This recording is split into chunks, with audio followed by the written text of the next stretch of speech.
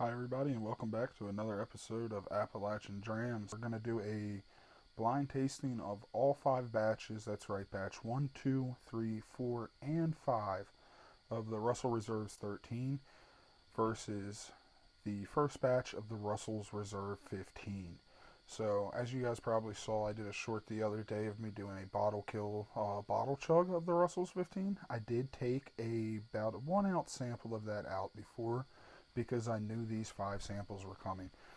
I've been ecstatic. Haven't had the opportunity to have all of these right next to each other. So super excited to try these. Um, so I've been sipping on some stuff to get the palate ready. So just something super simple, just a E.H. Taylor small batch, 100 proof bottle and bond whiskey, just to wet the whistle, get the palate going. So I'm not, I guess, burned out by any of the proofs. Now, these aren't high proof whiskeys at all, but being the first pour of the night can change things. So I wanted to start off with something simple, just to, weten that palate and kind of get it used to a proofed whiskey. So take a little sip of that.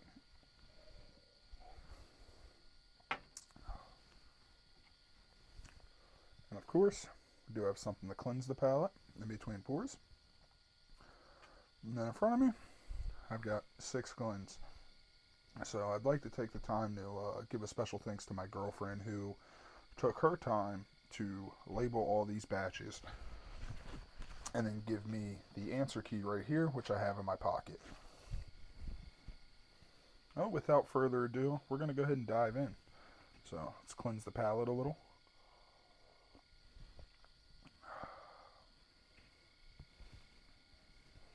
Alright, so we're going to start with the first glass. This is labeled 1. This is not in correlation to any of the whiskeys that we're trying today, though. Or at least it shouldn't be. I'll go ahead and give it a spin.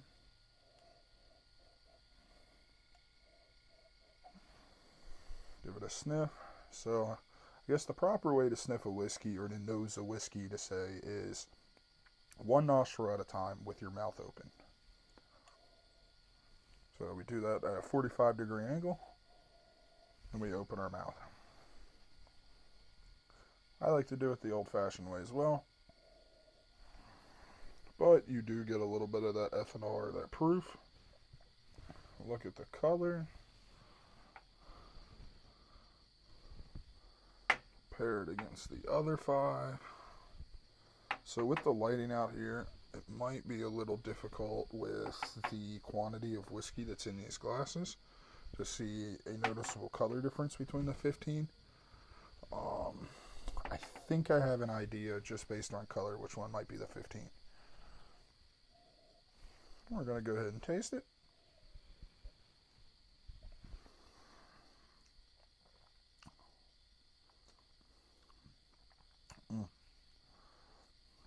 Such a good whiskey.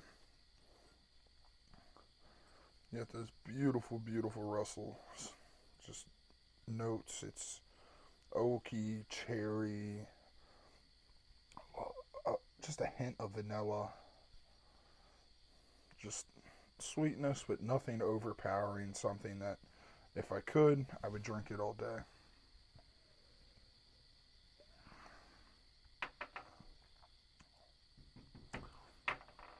Alright, so that's number 1.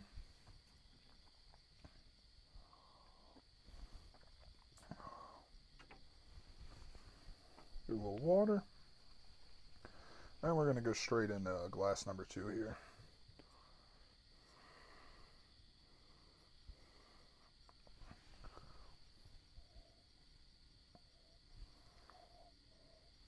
Each side. Right down the middle. Twirl it some more.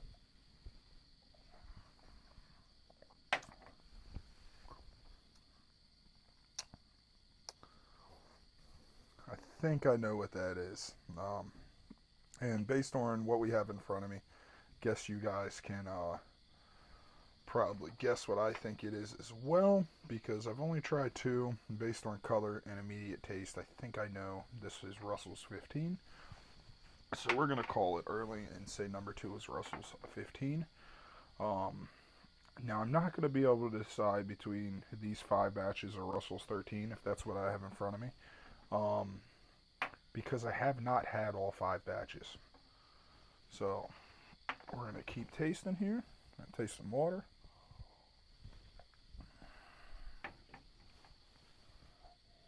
We're going to go into number 3.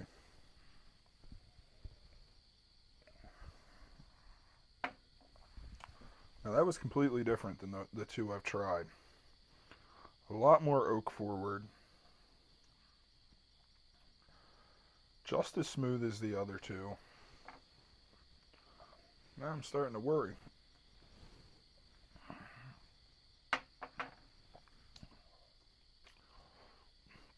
I'm trying to take very little sips here just so I can taste the whiskey, but I also want to have enough whiskey left in the glass. So once I kind of make my ranking, I can then go through and kind of compare back to back, like 1 to 2, 2 to 3, 3 to 4, 4 to 5, and 5 to 6, and then 6 to 1, just so I can make sure I have the whiskeys in the order that I think is right, or at least what I find to be best.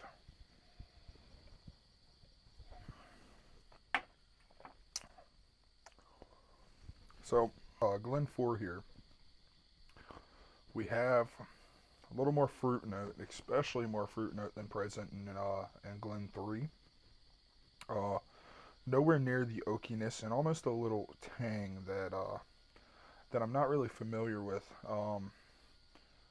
So I know for a fact that this one's not Russell's 15. I want to say maybe probably a later batch of Russell's 13, just based on the batches I've had. And I have had batch 1, I've had batch 5, and I think I've had batch 4. So I'm gonna say,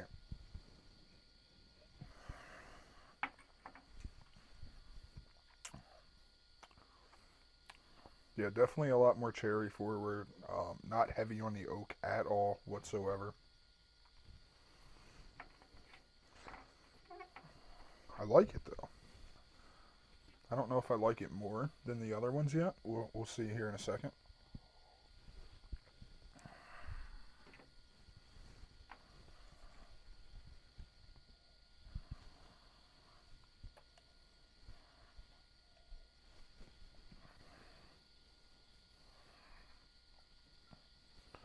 Now, all of these have decent legs.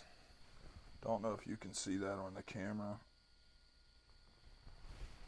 or not, but they're all very, very, very, very, very viscous or thick liquids, I guess you could say.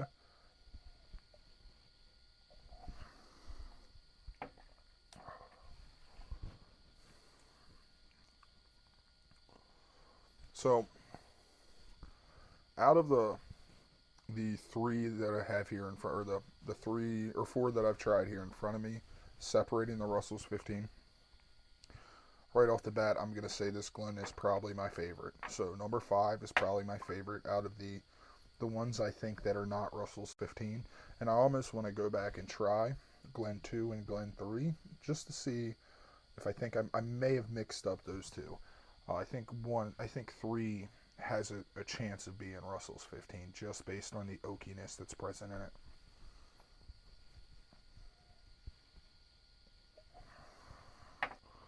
5 is it's very fruity. It's got a very nice oak note, almost like a what I would call like a rye note to it. But I think a lot of people will say that's that wild turkey mash bill or that Russell's mash bill that gives it that spice that's not present in a lot of other whiskeys. That traditional wild turkey note, I guess I would say. Really enjoying that pour. Let's get a little more water while we go into number 6 here.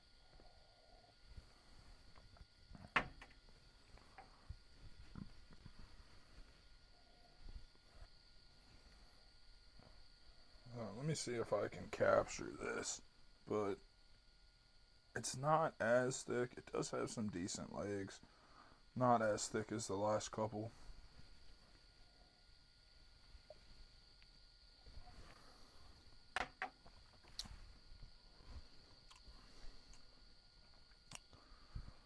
So again, we've got another really, really oak forward pour here. Super smooth, probably one of the smoother, but I am also 6 samples in here. Probably more balanced than any of the others. Not as spicy as 5 for sure. So I would probably, if I had to rank, which I am going to rank, I'm going to put, for now I'm going to put 5 last. I'm going to put 6 before that just because I think it's a little smoother. I'm going to put, this is 4, right? Yeah, I'm going to put 4 out front here just because that one stuck out to me. Go back to 1 here.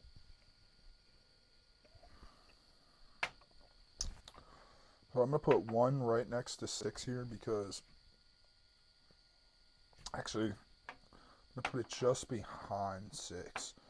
Because it does have a little more spice on that finish, which I'm not necessarily a huge fan of. You know, I'm just getting into rye whiskeys, so that spice is a little off-putting to me at sometimes. By no means is it off-putting in this whiskey at all. I'm not saying that. I'm just saying on certain whiskeys it can be off-putting, and just because of that, I'm going to put 6 in front of that because I think it's a more well-balanced, a smoother whiskey. While it is heavier on the oak, which me being a double oak fan, I am happy with that. It's definitely a smoother, I guess, a more rounded whiskey. So this is batch or number 3 here. This is the one when I tasted it, I got a lot of oak, like a lot of oak out of it. I don't know if it's quite Russell's 15 oak, but it was enough to make me go, okay, let me see.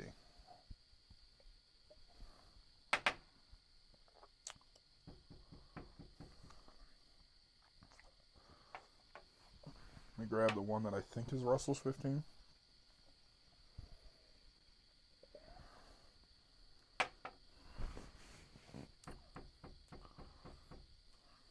I'm going to be honest, yep, I still think 2 is Russell's 15.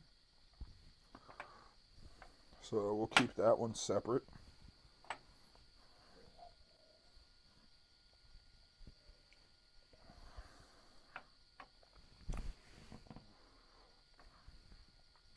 We're going to put number 3. Let me try that again.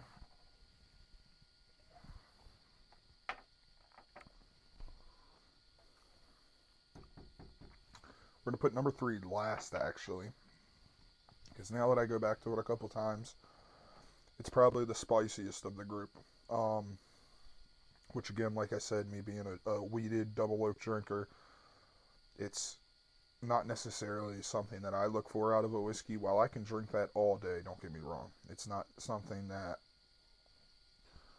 if it wasn't a 13-year whiskey, I probably would not drink it. So now we are down to number 4 here, which 4 is what I called as my favorite right off the bat. I'm going to compare that against what I think is Russell's 15. See blind if, hopefully I'm right, that's Russell's 15. If I'm wrong, at least I know whatever this is, blinded against that.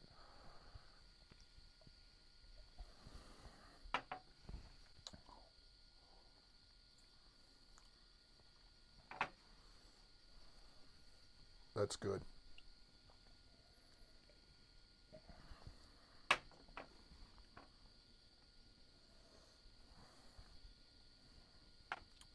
I'm going to be honest. I think I am going to have to go with batch or number 2 as my favorite here. Just slightly over number 4 here. Simply because I think the oak, while it is just as rounded as number 4, I think the oak is a little more present, and I like that a lot. I think, like I said, as a double oak drinker, I think the oak does a really good job of showcasing the whiskey here, especially at this age, whether it be 13, whether it be 15 years. I think it does a really good job. So, not to make this video too much longer, we're going to go through and see how I did. So, let's grab out the paper. Number 1, or let's see, start with number 2 here, is Russell's Reserve 15. So I got that right. Number 4, we have batch 2 of the Russell's 13. Number 6, we have batch 3 of the Russell's 13. Number 1, we have batch 5. And then number 5, we have, I guess I should have done this in order. So we'll put Russell's 13 there. Number 4, we have batch 2 in second place. Number 6 is in third place. We have batch 3. Number 4th place is number 1, which is batch 5. And 5th place, we have batch 4. And then look at that. I kind of figured this would be the case. But in last place, we have number 1, which is, or not, sorry, not number 1. We have number 3, which is batch 1. So my ranking was Russell's 15 in first place, batch 2 in second place, just by a hair, batch 3 in third, batch 5 in fourth, batch 4 in fifth, and batch 1, surprisingly enough, in sixth place. So, anybody wants to see, to confirm, there you go. Well, I appreciate you guys drinking whiskey with me tonight, listening to my reviews, my blinds. For the most part, I have no idea what I'm talking about with whiskey, but I have no problem taking the time out of my day and trying these whiskeys with you. So, with that, I'm going to finish off this Russell's 15, which, mind you, could be the whiskey of the year. Cheers.